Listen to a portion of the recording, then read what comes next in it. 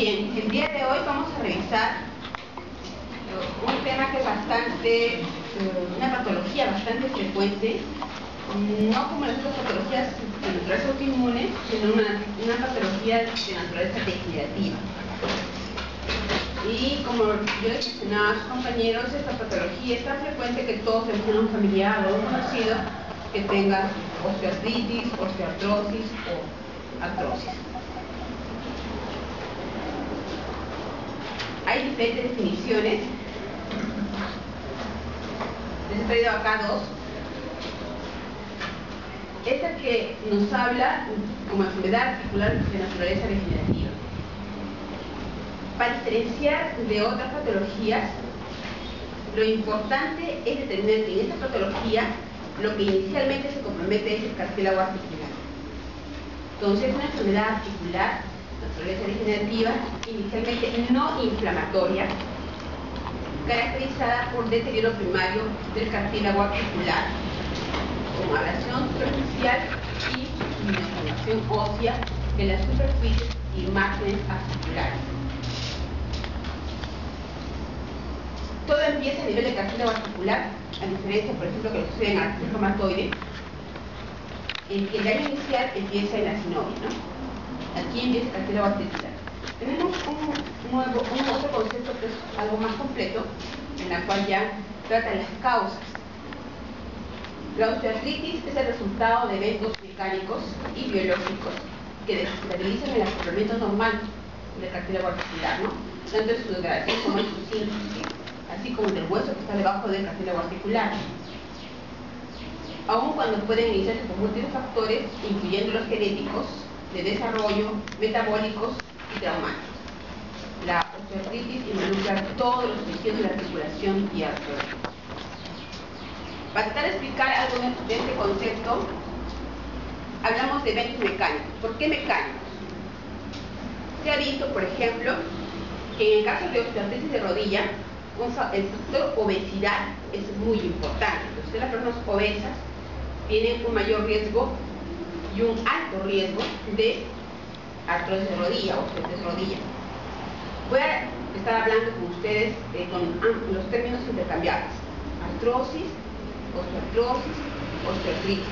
De repente, el más internacionalmente aceptado es osteoartritis. Pero si ustedes analizan la definición, tienen itis, y realmente el proceso inflamatorio no es una característica, por lo menos inicial, del proceso de la patología. Sí puede haber inflamación, principalmente en la evolución de la enfermedad o cuando se acompaña de otras patologías. Entonces, eventos mecánicos, como lo que le mencionaba, la obesidad, biológicos, que desestabilizan el acoplamiento normal del cartílago articular. Es importante también aquí factores genéticos. Personas que tienen familiares, padres, tíos, etcétera, que tienen una artrosis temprana, por ejemplo en manos, en rodillas, en caderas, entonces van a ser también tener un mayor riesgo de desarrollar osteoartritis. Factores de desarrollo. Los pacientes que tienen luxación urgente de cadera, ¿no? Alteraciones en la formación de la articulación también desarrollan artrosis más temprana. Metabólicos, pacientes que tengan alguna alteración, gota, infecciosos o traumáticos de algún tipo, también favorecen el desarrollo de la osteoartritis. Como lo dice al final, empieza el cartílago articular, pero cuando avanza compromete todos los componentes de la articulación, incluyendo cuando empieza avanzado hipotrofia del músculo, etcétera, etcétera, que está alrededor de la articulación.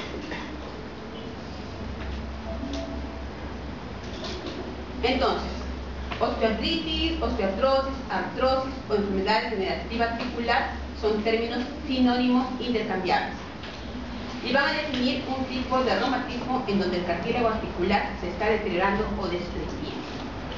Este desgaste, como muchos lo conocemos, para poder conversar con el paciente del cartílago articular, va a originar dolor y rigidez articular, que es la expresión clínica de esta enfermedad, así como a una deficiente calidad de vida. Teniendo un esquema, vamos con una rodilla, un fémur, y todo empieza a nivel del cartílago articular, que en En la radiografía nosotros observamos como un espacio, ¿no? Acá tenemos el perfil articular, aquí empieza el problema en osteoartritis. Ya viéndolo en una radiografía, es importante, nosotros vemos acá la vértebra, y en medio de ambas vértebras tenemos el espacio articular. En la artrosis es característico que cuando se lesiona el cartílago articular, se lesiona en forma asimétrica. Y por eso nos observamos, por ejemplo, en esta radiografía, que la disminución del espacio está más hacia la derecha que hacia la izquierda. Entonces, hay una disminución del espacio articular en forma asimétrica. ¿Qué más observamos? Observamos la presencia de osteocitos, que es lo que escuchamos en el concepto de una neoformación de hueso, como una respuesta a la destrucción del cartílago articular. Entonces tenemos característicamente los osteofitos.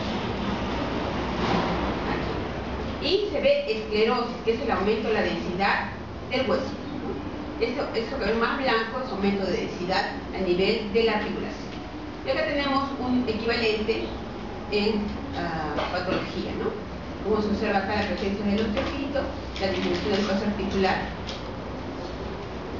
es a nivel de columna lumbar.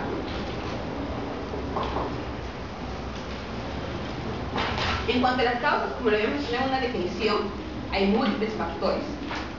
Algo que se remarca es que no hay una relación exacta entre el cuadro clínico y las alteraciones radiológicas. ¿Qué quiere decir eso? Que hay personas que pueden tener una alteración radiológica más marcada y sin embargo de repente no tiene mucha clínica. Y al revés, alguien que tenga poca lesión radiológica puede tener más sintomatología clínica.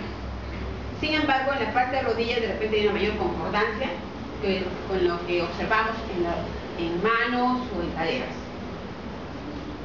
El diagnóstico de osteoartritis o osteoartrosis básicamente es un diagnóstico clínico. No hay ningún examen de laboratorio de sangre que pueda hacer el diagnóstico de osteoartritis. Nos acompañan los hallazgos radiológicos. Vamos a poder observar que el laboratorio nos sirve más que todo para descartar otras patologías como diagnósticos diferenciales. Al mencionar que lo más importante es la historia clínica, es importante remarcar, primero, la edad del paciente. Ya van a ver más adelante que hay una clasificación de osteoartritis primaria y secundaria. Vamos a marcarnos más en la primaria, que quiere decir aquella que no tiene una causa, la idiopática, la que depende más de factores genéticos, ¿no? En ese caso, cuando remarcamos la edad del paciente, no podemos hacer diagnóstico de osteoartritis en un paciente después de 30 años. Yo empiezo a pensar en osteoartritis a partir de los 50 años. Sin embargo, van a ver que algunos criterios pueden bajar un poquito hasta 40, dependiendo de la articulación comprometida, pero como término, 50 años. La historia de la clínica del paciente. Si yo tengo un paciente que previamente estaba sano, nunca le dolió la rodilla, y de repente se le hincha la rodilla y le duele mucho, no le puede hacer diagnóstico de osteoartritis. El concepto dice que es desgaste, entonces el desgaste es lento, poco a poco. De repente el paciente que tiene artrosis en rodilla empezó hace unos 5 o 6 años, primero con un dolor al subir o bajar escaleras, o cuando caminaba mucho. Y poco a poco ese dolor se ha ido haciendo más constante durante los años, ¿de acuerdo? Pero nadie tiene osteoartritis de la noche, de un día a otro, ¿de acuerdo? No hay un cuadro agudo que pueda ser explicado por esta patología. Por lo tanto, yo debo, cuando planteo el diagnóstico, tener estas características: una edad avanzada y una historia de un dolor articular, más que inflamación, crónico, insidioso, lento, de evolución lenta. Como les decía, clasificamos a la osteoartritis en dos grupos: osteoartritis idiopática, osteoartritis secundaria. La idiopática, sin causa conocida, y la secundaria se refiere a que hay otras causas que pueden estar originando que una artrosis se presente en forma más precoz. La osteoartritis idiopática también la han dividido como localizada o generalizada. La localizada generalmente afecta manos, pies, rodillas, cadera y columna. Está en una o dos de estas articulaciones. En cambio, cuando ya es generalizada, se considera cuando hay 3 o más articulaciones, algo más extendido.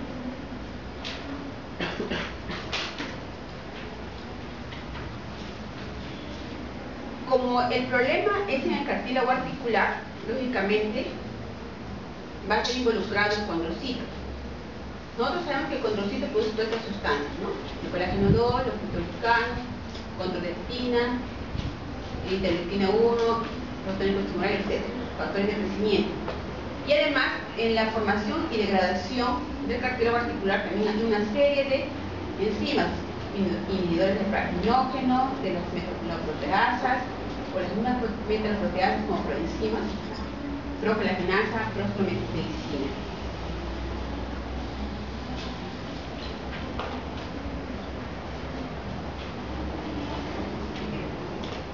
Este es un esquema para ver los lugares más frecuentemente afectados por artrosis.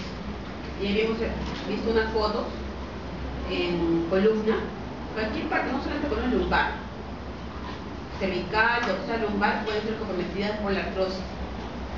También en manos, pero en manos las articulaciones más frecuentemente comprometidas son las interfalancas proximales y las interfalancas distales. También la primera metacarpofalángica, lo que se conoce como risartrosis. Otra articulación, la rodilla. Aquí falta un círculo bien en caderas. Y las articulaciones de los pies, ¿no? Son las más comprometidas. Bueno, en cuanto a la osteoartritis secundaria, estas son las reacciones de la forma primaria. En cuanto a la secundaria, hay condiciones que van a hacer que una articulación presente alteraciones de tipo de osteoartritis de forma más precoz. Por ejemplo, ¿qué causa? El trauma, una alteración congénita, enfermedades por depósito de calcio, o todo lo que es la pseudogota, que produce artrosis en forma importante, incluso en personas más jóvenes. Otras patologías que destruyen también la articulación, como nosotros llamamos ONI o necrosis avascular. La artritis reumatoide, que ya conocemos, también produce artrosis de forma más temprana en personas más jóvenes. La gota, que también produce artritis, puede producir artrosis temprana. La artritis séptica, un paciente que ha tenido una infección severa bacteriana en alguna articulación, va a tener una artrosis más temprana. Incluso una fractura de una articulación también. Cualquier manipulación de una articulación, alguien hicieron una artrocentesis, tuvo una operación de menisco o una lesión en cadera, va a llevar a una artrosis más temprana y el fallecer, entre otras causas. Para que, por si acaso, tengan la oportunidad de ver una de estas variedades, son variantes de la osteoartritis idiopática. Bueno, la artrosis generalizada ya la conocemos cuando es 3 o más articulaciones. La artritis erosiva inflamatoria, que es una variedad especial. Yo les he mencionado que la artrosis no tiene signos inflamatorios generalmente de inicio. Sin embargo, esta variedad a veces puede hacernos confundir con la artritis reumatoide. Si tenemos en cuenta que la artritis reumatoide compromete interfalancas proximales e interfalancas distales. Y a veces puede ser difícil hacer diagnóstico diferencial. El DISH, o hiperostosis esquelética idiopática difusa, en la cual los osteofitos son tan prominentes, sobre todo en columna, que van a formar puentes entre las vértebras, porque hay una calcificación de las entesis o de los ligamentos, ¿no? Estamos hablando de la osteoartritis en manos. Las articulaciones más comprometidas son la interfalanca proximal y la interfalanca distal, en lo que se conoce como nódulos de Everdeen y nódulos de Bouchard. Everdeen los distales y Bouchard los proximales. Está más frecuente, la osteoartritis más frecuente en articulaciones trifalángicas, es muy agresiva, puede tener erosiones centrales en la superficie articular. Cuando es erosiva puede estar asociada a enfermedades cómico-distales o endocrinas. Y como les había mencionado, tiene que ser un diagnóstico diferencial como artritis reumatoide y artritis psoriásica, cuando es erosiva inflamatoria. Es más difícil. Esquemas sobre columna, ¿no? La alteración del cartílago articular, presencia de osteocitos. Para el diagnóstico también, así como ustedes conocen los criterios de clasificación de artritis reumatoide, lupus, también hay criterios de clasificación para osteoartritis. pero los hacen en función de la articulación comprometida. Acá tenemos primero para cadera, y hay dos formatos, uno el formato tradicional, lo podemos ver acá, que menciona dolor de cadera más uno de los siguientes ítems. Primero, una velocidad de cementación menor de 30. ¿Por qué? Yo les dije que no hay ningún examen de laboratorio que haga diagnóstico de osteoartritis, pero sí nos sirven para hacer diagnóstico de diferencias. Si yo tengo una velocidad de cementación mayor de 20 o de 30, ¿qué pensamos? Que puede ser una inflamatoria, ¿no es cierto? Que podría ser, por ejemplo, artritis reumatoide, ¿de acuerdo? En cambio, esta no es naturaleza inflamatoria, por lo tanto exigimos una velocidad de cementación menor de 20. La presencia de osteofitos osteotabulares o femorales en la radiografía y un espacio articular que se había mencionado estrechar la radiografía, ¿no? Ese es el formato tradicional. El formato por árbol de clasificación, en la cual habla del dolor de cadera más osteofitos, o el dolor de cadera más espacio articular estrechado y una velocidad de cementación menor, ¿no? Entonces, eso es para cadera. También hay para rodilla. El dolor de rodilla más osteofitos en la radiografía y al menos uno de los siguientes: edad mayor de 50 años. Por lo tanto, tengan muy en cuenta que el dolor de rodilla en personas más jóvenes no lo puedo estar atribuyendo a osteoartritis, que es muy frecuente. Tenemos muchos pacientes derivados al hospital como artrosis de rodilla en pacientes de 30 años, por ejemplo. Rigidez matinal 70 minutos o menos, porque ya sabemos que la rigidez matutina mayor involucra inflamación, ¿no? Puede ser artritis inflamatoria. Crepitación del movimiento, que es algo característico de la artrosis. En el formato por árbol de clasificación, dolor en rodilla más osteofitos o dolor de rodilla. Acá lo que le decía, ¿no? Pacientes de más de 40 años, a veces lo ponen en ese formato que puede presentarse en una persona menor, pero con su rigidez y crepitación del movimiento. Tiene que estar adicionalmente las otras dos características. ¿Por qué es importante conocer lo que es osteoartritis? Es la causa, una de las causas más importantes de incapacidad a largo plazo en adultos, ¿no? Se ha visto que más del 50% de los mayores de 65 años, y ahora que la expectativa de vida está creciendo, se ha observado que más del 50% tienen artrosis de rodilla. 100% tienen cambios, por lo menos en una articulación, cuando son mayores de 75 años. O sea, todos vamos a tener artrosis al final, si vivimos algo. Ocupaciones que pueden producir más artrosis, se ha visto, por ejemplo, en el caso de cadera, personas que trabajan en el campo, ¿no? En el caso de rodilla, los futbolistas, todos los que hacen un deporte de algo traumático, vóley, etc. Fracturas, en vez de fracturas también condicionan osteoporosis más temprano. ¿Qué se ha visto? Que mujeres mayores de 55 años ya tienen osteoporosis en manos. Lógicamente que el factor genético va a determinar el grado. Y la obesidad, que ya se había mencionado, condiciona la osteoartritis en rodillas.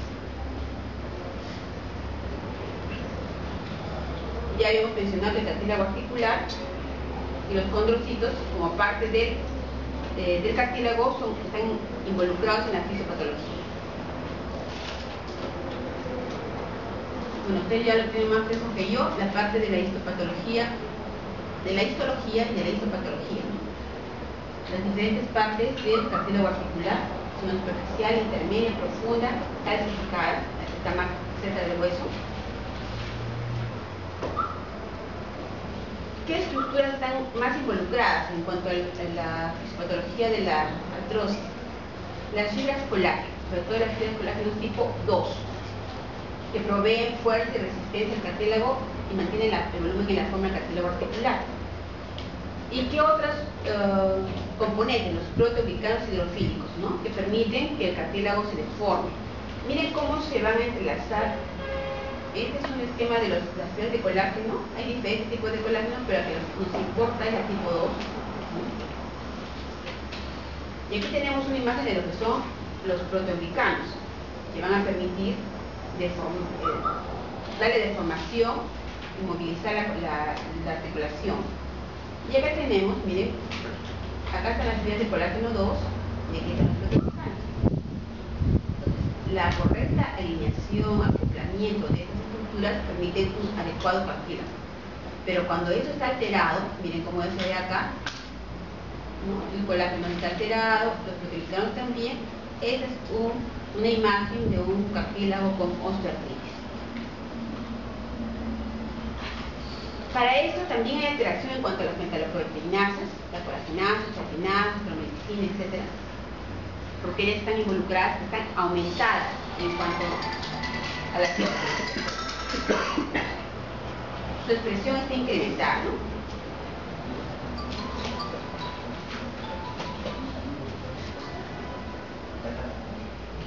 Y haciendo un resumen de la etiopatogénesis de la osteoartritis, ¿no? Entonces, acá un cartílago normal y un cartílago normal. Tenemos aquí frente a lo que sería una osteoartritis secundaria y una osteoartritis primaria, ¿no? Fuerzas normales, cartílago normal, y fuerzas normales, cartílago normal. Entonces, al final va a haber una alteración importante que van a llevar a la ruptura del cartílago. Hemos visto la lipoproteína, la destrucción de los proteoglicanos, las alteraciones de las enzimas, etc. Y al final, la remodelación ósea, ¿no? ¿Por qué duele la osteoartritis? Porque hay fibras de dolor en la cápsula. El cartílago articular por sí no es la cápsula articular, es la que tiene los mecanorreceptores, que van a determinar hipertensión interarticular. También hay fibras de dolor periósticos, y son esas las que van a determinar el dolor en el paciente. Puede haber microfracturas. Cuando yo examino a un paciente con una alteración importante en una articulación, por ejemplo la rodilla, debo antes, si es que es un dolor agudo, descartar que no haya otra patología asociada, por ejemplo las bursitis, ¿no? Es muy frecuente que el paciente tenga dolor en rodilla y venga por una bursitis arcerina, o tenga dolor en cadera y venga por una bursitis trocantérica. Por lo tanto, lo que me va a ayudar más es la historia clínica de la evolución del dolor. Si un paciente está con un dolor ya sostenible, de una intensidad, como diríamos así, acostumbrado a una intensidad y de repente bruscamente va a ser un dolor intenso, entonces debo buscar otra causa. ¿Por qué? Porque si es que la causa es otra patología como una bursitis, un reumatismo interarticular, el tratamiento de ese va a realizar que el paciente vuelva a su estado anterior, ¿no? O sea, disminuya la intensidad del dolor hasta un nivel que previamente tenía. Y no atribuirlo ya que es la artrosis que ha avanzado. Entonces hay que atribuir correctamente los signos y síntomas en el lugar dado si hay un compromiso periarticular.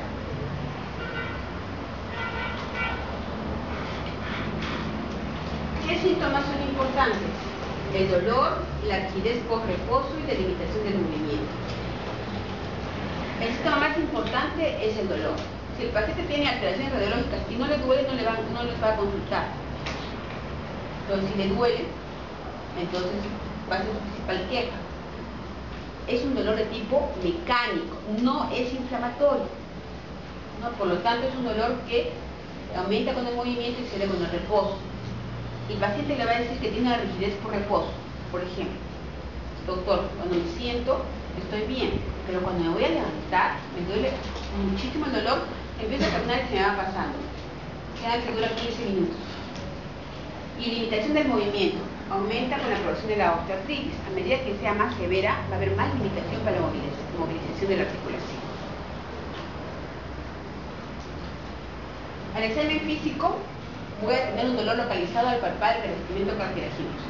Ya estamos haciendo todos en nuestras prácticas el examen articular. Ya sabemos dónde queda la articulación de la rodilla, proyectamos nuestra imagen y sabemos dónde está la línea articular. Por lo tanto, cuando tenemos artrosis, tocamos la línea articular y le produce dolor. Lógicamente, como es un dolor tipo mecánico, cuando yo lo movilizo, le va a producir dolor. Si la artrosis está muy avanzada, va a tener limitación para el movimiento. Entre menos espacio, más limitación va a tener. Algo importante, sobre todo en manos, es que voy a tener un aumento del volumen de la articulación, pero va a ser un aumento de tipo duro, que es diferente al aumento blando que tenemos en la artritis reumatoide. Nosotros ya hemos examinado pacientes con artritis, vemos que está aumentada la articulación, pero palpamos si no es una tumefacción blanda. Aquí no, estamos palpando huesos, son los osteocitos que estamos palpando. Puede haber derrame articular, yo les he dicho, la inflamación en estadios avanzados cuando se acompaña de artropatía proximal, por ejemplo. Hipotrofia muscular, el paciente cuando tiene dolor articular deja de caminar, deja de utilizar su articulación y produce atrofia de la musculatura circundante. En rodillas, por ejemplo, encuentran unos cuádriceps totalmente atrofiados y produce deformaciones cuando está avanzado y su luxación articular. Ya les había mencionado los nudos de Everdeen y los nudos de Bouchard y la desartrosis. Esto es en cuanto a la osteoartritis en mano, los lugares más frecuentemente comprometidos, ¿no? No estoy mencionando metacarpofalancas, no estoy mencionando muñecas. Acá tenemos una foto también, nódulos de Everdeen. Ustedes lo palpan y esto es duro. Y Bouchard. Las metacarpofalancas están bien, igual que la muñeca. Entonces, ¿qué pedimos en exámenes de auxiliares de osteoartritis? Velocidad de cimentación, factor reumatoide, evaluación de líquido sinovial si es que tenemos inflamación y estudio de radiografía de la articulación afectada. Lógicamente, la velocidad de cimentación va a estar menos de 20, ¿no? El factor reumatoide, negativo. Tengamos en cuenta que son pacientes generalmente mayores de 50 años. El factor reumatoide puede salir positivo en personas normales y entre mayor edad pueden salir positivos también en personas normales. Por lo tanto, aquí lo que se evalúa si es que saliera en títulos bajos, de repente, si no tiene cuadro clínico, no le vamos a dar una importancia a este factor reumatoide positivo. Ustedes saben que para hacer el diagnóstico de artritis reumatoide, no solamente el factor reumatoide es necesario para hacer diagnóstico, sino varios criterios, ¿no? Si yo tengo factor reumatoide positivo y no tengo nada de inflamación, dolor en manos, no voy a hacer diagnóstico de artritis reumatoide. Y si es títulos bajos, menos todavía. La evaluación de líquido sinovial va a ser un líquido sinovial tipo 1, tipo 2. En cuanto al estudio radiológico, hay diferentes grados de osteoartritis, igual va a ser para el tratamiento. Acá tenemos un cuadro muy avanzado de osteoartritis en rodillas. Miren, recuerden que la disminución es asimétrica, ¿no? Miren, acá está más comprometido, acá tiene más espacio, tiene una marcada esclerosis y tiene la presencia de los osteocitos. En columna, igual. Entonces, la disminución del espacio está más hacia la izquierda, tiene presencia de osteofitos y la esclerosis también es marcada.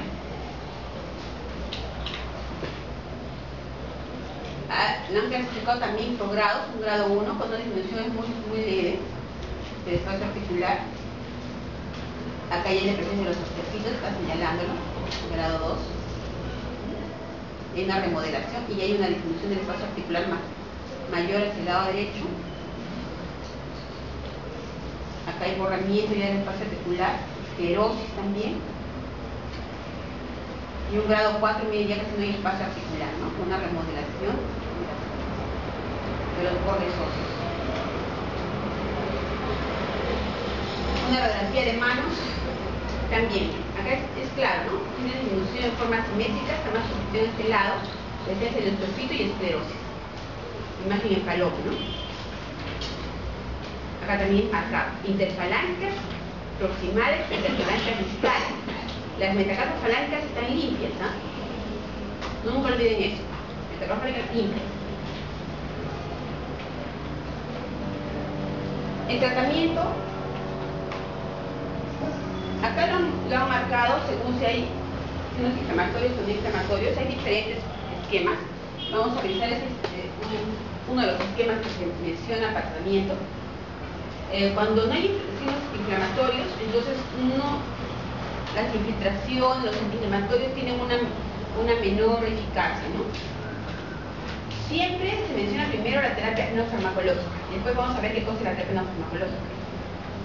Acá, cuando es inflamatorio, los AINES que conocemos, drogas antiinflamatorias no esteroideas, los corticoides interarticulares, vamos luego a decir en qué casos. Igual acá, cuando la inflamación no es lo predominante, analgésicos simples, como el paracetamol, la acetaminofén, luego si no pasa, los antiinflamatorios, luego los corticoides. Cuando ya es más avanzado, presencia de la utilización de la artroscopía Bueno, la colchicina no es realmente muy utilizada. Y lo último, al final, los procedimientos quirúrgicos, ¿no? En la terapia no farmacológica, bajar de peso, dieta, cuando está muy adolorido, reposo, cuando sea el dolor, un poco de ejercicio. La terapia física es muy importante en osteoartritis. La educación del paciente. En toda enfermedad crónica, educar al paciente es lo más importante. Si un paciente viene un médico y le dice, ¿sabe que tiene artrosis en rodilla? Vaya a su casa. Todos sabemos que la artrosis no se va a curar. Hasta ahora no hay ningún procedimiento, medicamento, nada que regenere el cartílago articular. Por lo tanto, la osteoartrosis es una enfermedad crónica y no es curable. Pero lo que tenemos que explicar al paciente de que, si bien es cierto, tiene artrosis, no es una enfermedad deformativa que en corto plazo, si está empezando, lo va a llevar a una paciente como artrosis reumatoide, ¿no? Totalmente incapacitada, con destrucción de todas las articulaciones. Entonces tenemos que mencionarle justamente eso, ¿no? De que es una enfermedad crónica que vamos a ayudarlo a que mantenga su actividad, pero que no le va a destruir o lo va a dejar deformado como otros pacientes, porque eso les preocupa. Incluso hay pacientes que piensan que tienen cáncer en los huesos. Debemos explicar que por la edad, por su actividad, etcétera, está destruyendo el cartílago articular, y es muy importante porque el paciente, si no sale de su consultorio, se hace una resonancia magnética en otro consultorio y así lo tienen de un lado para el otro y nadie le explica lo que tiene que hacer. ¿Qué medidas debo tener en un paciente con osteoartritis? Si no lo voy a curar, tengo que hacer controlar el dolor y la tumefacción si existiera. Minimizar la incapacidad. Si mi paciente todavía trabaja, debo tratar de que siga trabajando porque lo necesita. Mejorar la calidad de vida, prevenir la progresión del proceso, educar al paciente y, lógicamente, que eso para todas las patologías, un manejo individualizado. Cada paciente es diferente. Si tengo un paciente que tiene artrosis en rodilla y acaba de darle un infarto, le voy a dar un antiinflamatorio no esteroideo, por ejemplo, ¿no? O si sufre de hipertensión arterial, no le voy a colocar tampoco antiinflamatorios que le van a producir más hipertensión, hasta que controle la hipertensión, o utilizo otros medicamentos. O si acaba de tener una hemorragia digestiva alta, tampoco le voy a estar dando antiinflamatorios. Por eso necesito una buena historia. Me voy a pasar con este diapositivo. Tanto en los lineamientos de la Liga Europea de Reumatología, como en los lineamientos del Colegio de Reumatología Americano, y en general, en una revisión extensa sobre el tratamiento de osteoartritis, se plantea lo siguiente: como primera línea de tratamiento es acetaminofén o paracetamol, que son analgésicos suaves. Esto va a ser aplicable sobre todo en pacientes que tienen una artrosis o osteoartrosis de leve a moderada. El acetaminofén tiene en cuanto a su mecanismo de acción la inhibición de COX-1 y COX-2. De repente no en el mismo grado que los antiinflamatorios no esteroideos, pero sí lo hace. ¿Por qué es como primera línea? Porque es más seguro. Si consideramos que las pacientes son mayores de 60 años en promedio, los eventos adversos por estos analgésicos son más suaves. Y se recomienda incluso en dosis de hasta 3 a 4 gramos diarios, si es que el paciente tiene tolerancia. Tiene potencial daño hepático, entonces hay que tener en cuenta los pacientes que tienen un daño hepático previo o consumen alcohol. Y esto en general también con los antiinflamatorios no esteroideos. En segunda línea mencionan a los antiinflamatorios no esteroideos, tanto los inhibidores de la COX-1 y la COX-2. Pero lógicamente hay que tratar al paciente el tiempo más corto posible y con la dosis más baja posible, y sobre todo cuando hay una exacerbación del cuadro.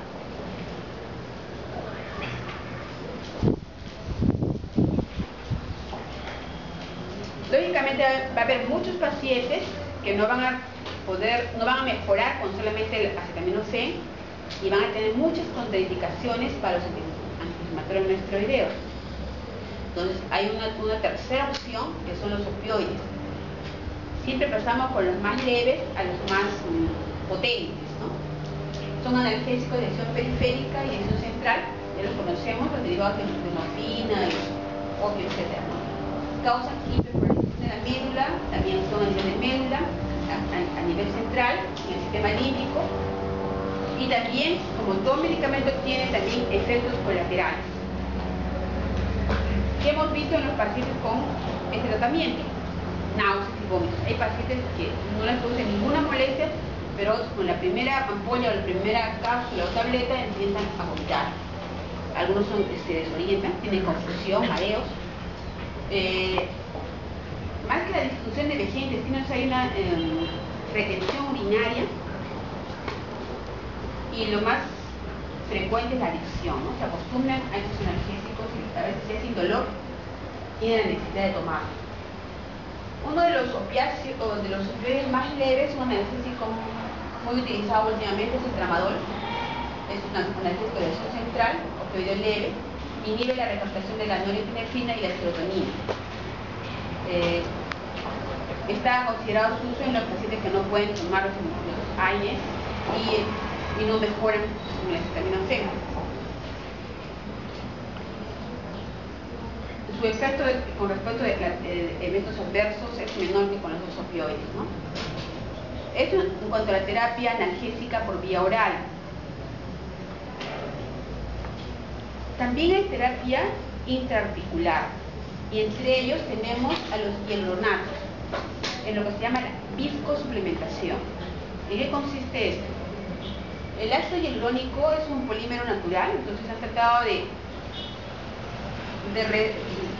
recolocar o de conectar nuevamente lo que le falta a la articulación. La idea de aumentar la lubricación articular, la nutrición del cartílago articular, atenuar el sobrepeso. Sin embargo, esta terapia solamente es transitoria, pero tiene mejores efectos que la infiltración de corticoides. El ácido hialurónico se coloca dentro de la articulación. El tratamiento que se recomienda es 3 infiltraciones por semana, por 3 semanas. Y se ha visto que la duración del efecto puede durar hasta 2 años. El problema, como les digo, es que no es una terapia curativa, es una terapia transitoria y su costo es importante. Y quien lo realiza debe ser alguien que está realmente capacitado, ¿no? Porque si infiltran el ácido hialurónico en el músculo, van a tener problemas. Entonces, debe ser en la articulación misma. También se utilizan corticoides intraarticulares, pero se recomiendan sobre todo cuando hay inflamación o cuando hay compromiso de alguna estructura extraarticular, ¿no? El mecanismo por el cual actúa, disminución de leucotrienes y prostaglandinas, solo si hay inflamación, y puede ser usado también en combinación con los AINES, ¿no? Un esquema, ya hemos mencionado acá los opioides, la que actúan a nivel central, también los AINES, igual a nivel medular y a nivel de la placa neuronal, ¿no?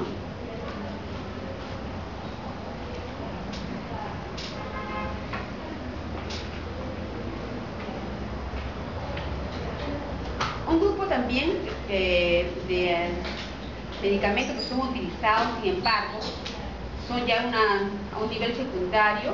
No sé si han escuchado sobre la glucosamina y el condroitín. De repente también el cartílago de tiburón, de repente los derivados de soya, etcétera, etcétera. Bueno, todo este grupo de medicamentos no han demostrado, como la propaganda lo decía, que requieren cartílago articular. La glucosamina y el condroitín, algunos mencionan que tienen un efecto analgésico. Bueno, algunos pacientes tienen un efecto analgésico. Está contraindicado en pacientes diabéticos. De repente, en aquellos pacientes que no podemos utilizar fácilmente todo lo anterior, podríamos probar. Se ha visto que cuando la glucosamina alivia en algo el dolor de la artrosis de rodilla, por ejemplo, lo hace después de un mes de tratamiento. Y lo que se recomienda es que el paciente siente algún tipo de alivio, que tome por 2 meses y descanse por 2, pero con la idea clara de que ninguno de estos medicamentos va a regenerar cartílago articular, ¿ya? Y algunos estudios que se han hecho con placebo han demostrado que no es mejor que placebo. Por lo tanto, lo único que tenemos es todo lo anterior. Entonces, el tratamiento de osteoartritis es muy difícil. Tiene que pasar con la educación del paciente. La terapia física es muy importante. Si yo tengo un paciente con una artrosis de rodilla, le puedo decir que tiene que bajar de peso, ¿no? ¿qué ejercicio puede hacer? Puede ser natación, o fluidoterapia, etcétera, ¿no? Cuando ya tengo un paciente que con todo lo anterior no mejora y el dolor se vuelve cada vez más intenso y limita su actividad, entonces lo que hacemos es derivar la cirugía, ¿no? Algunas cirugías mejoran el movimiento y aumentan el uso de una articulación. La cirugía se recomienda cuando la artritis, la osteoartritis provoca un dolor limitante y reduce su funcionamiento, solamente en esos casos, ¿no? Hay diferentes formas de tratamiento quirúrgico: artrodesis, artroscopía, reemplazo articular. La artrodesis, nosotros sabemos que entre dos huesos y la articulación es lo que permite el movimiento.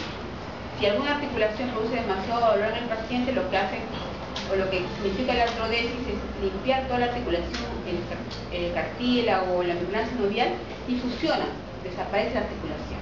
Eso no es frecuentemente realizado, pero es una opción que se menciona. La artroscopía, lo que se hace a veces, hay desprendimiento de osteofitos que maltratan la articulación, la limitan, entonces la artroscopía va a realizar reparaciones leves, ¿no?, a través de pequeñas incisiones.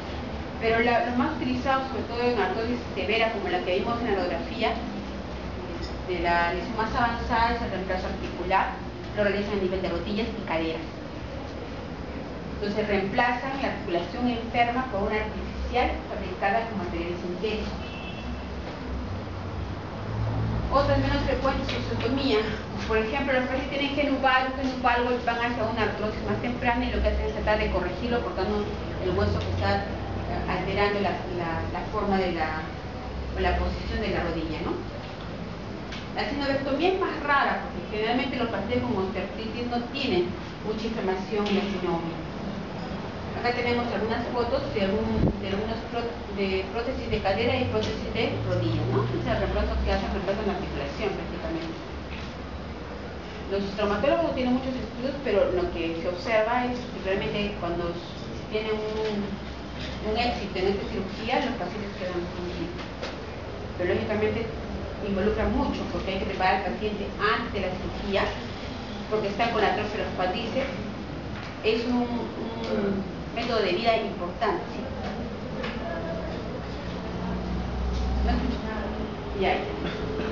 En el caso de la preparación para una cirugía, ¿no?, de prótesis, empieza muchos meses antes, porque hay que fortalecer la musculatura. Generalmente un paciente que va a ser operado de cadera, rodilla, lo opera y a los 5 días debe estar caminando, ¿no? Entonces tiene que estar preparado. Si no tiene masa muscular, no va a ayudar. Tiene que bajar de peso, porque un paciente obeso va a malograr, la prótesis no le va a dar mucho. La duración promedio que mencionan los traumatólogos es de 10 años de estas prótesis.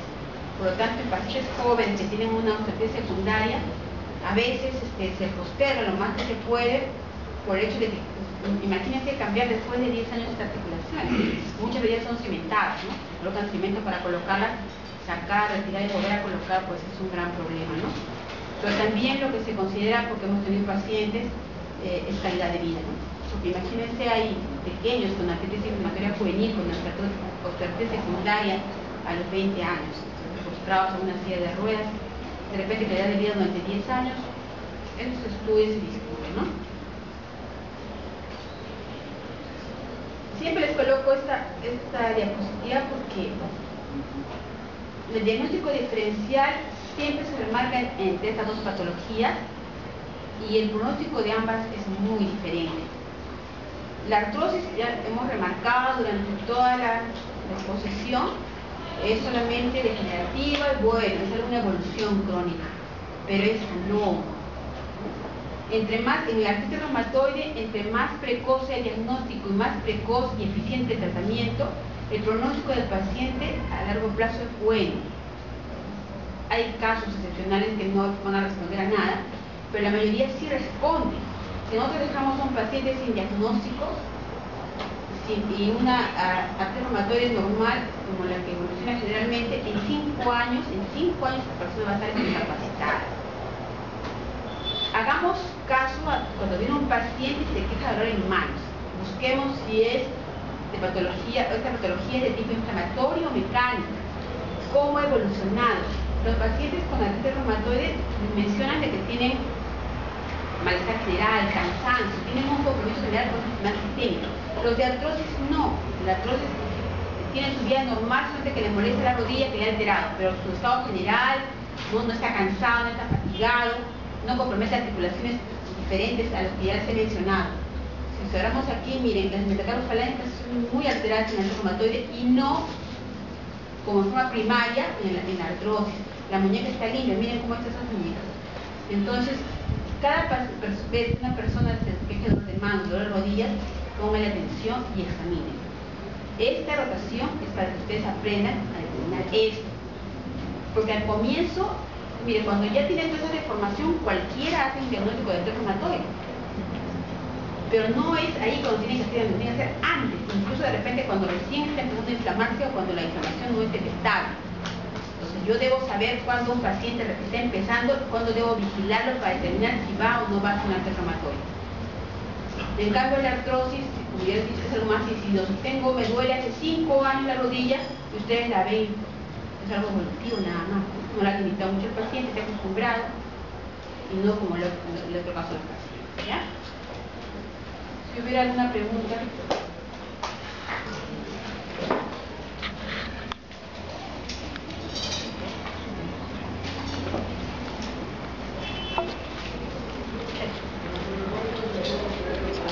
¿Perdón?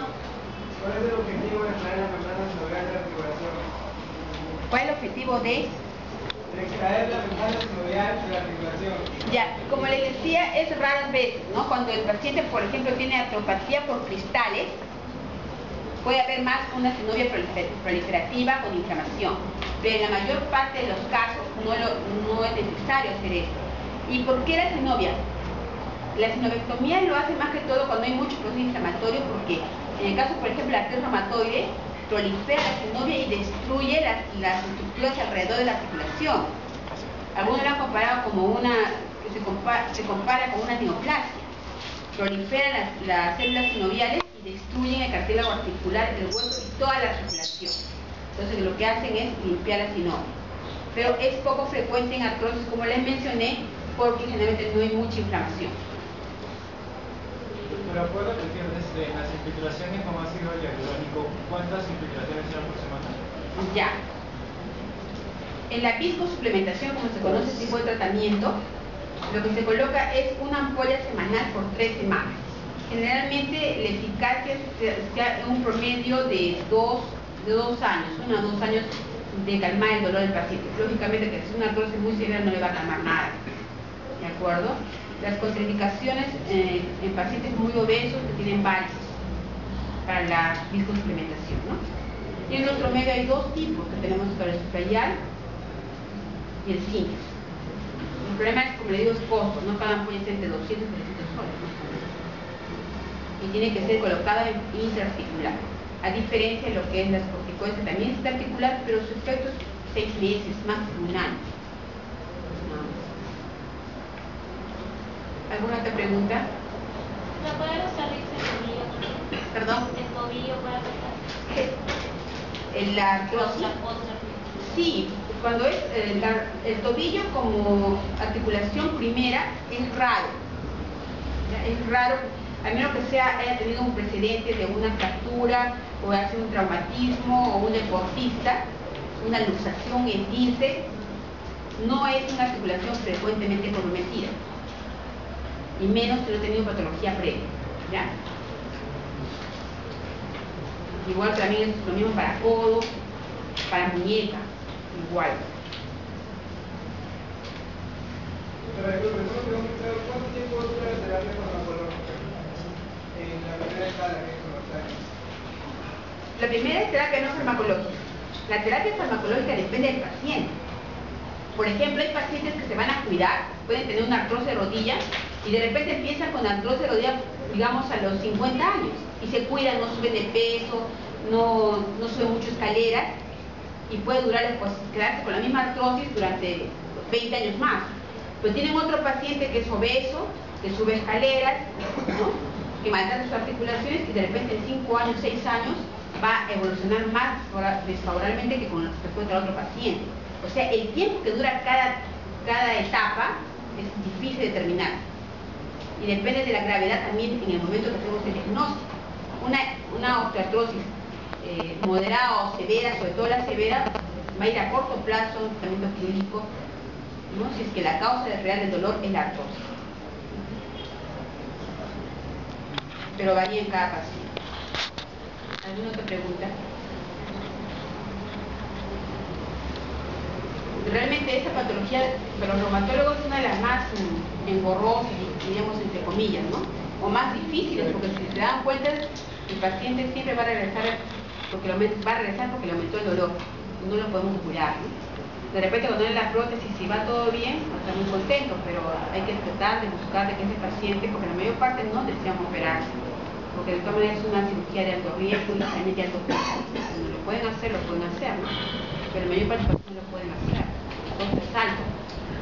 O no tienen condiciones o tienen muchas enfermedades concomitantes, muchos riesgos, tienen de infarto, etc. Entonces no es frecuente la cirugía por prótesis en la mayor parte de la población. ¿Y cuánto es lo recomendable que un paciente debe bajar de peso para que pueda disminuir el dolor? Bueno, nosotros calculamos, ¿no? Según su estatura y su peso, entonces cuando estamos en sobrepeso y cuando estamos en... Ahora, yo tengo que ver al paciente, ¿no? Si es una paciente que está con un sobrepeso importante, se le puede bajar según su talla, pues 3, 4 kilos. Eso va poco a poco, no es cuando va a decir que baje 3, 4 kilos en un mes, no. Porque el paciente se va a sentir agobiado y va a estar con ustedes. Entonces, la baja de peso debe ser paulatina y considerando sus índices de obesidad y sobrepeso. ¿De acuerdo? Eso depende de cada paciente, lógicamente. Pero la baja no debe ser muy marcada. Muchos de los pacientes me van a decir, no como nada. Y sin embargo, sigo subiendo de peso. Generalmente los pacientes requieren hacer algún tipo de ejercicio. Y como no pueden caminar, lo que se recomienda es más natación, ejercicios en los cuales no tengan que caminar sobre sus rodillas, que es la articulación más frecuentemente comprometida. Entonces hay ejercicios también para artrosis, pueden ser echados, pueden ser abdominales. Lógicamente, si duele la columna también tiene que evaluar eso. Cada paciente se evalúa por separado. Para columna y para rodilla, e incluso ahora ya hay ejercicios de natación para calmar el dolor, ¿no? También en lo que es rehabilitación, también el tanque de Java o fluidoterapia, que también ayuda a estos pacientes. ¿Alguna pregunta?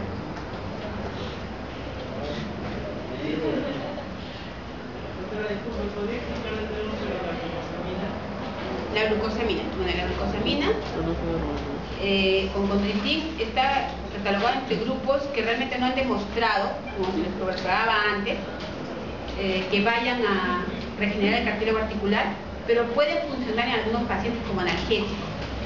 Vienen en tabletas y en sobres de 1500, o sea, 1500 miligramos, están compuestos con condroitin y glucosamina. Está contraindicado en pacientes diabéticos. En algunos pacientes les produce alivio de dolor. ¿Cómo yo puedo saber si le va a producir? Generalmente al mes de tratamiento. Si al mes de tratamiento mi paciente dice que se siente mejor y que le va bien con la glucosamina, puedo preferirla en vez de estar tomando tramadol, en vez de estar tomando antiinflamatorios no esteroideos. Y le indico que tome 2 meses, descanse 2 meses por temporada, pero también tiene un efecto retardado. Sin embargo, como les había mencionado, hay estudios en los que se han hecho tratamiento con placebo y que no han demostrado ser mejores que el placebo. Pero por eso les digo, hay pacientes que sí, no sé por qué, les alivia el dolor.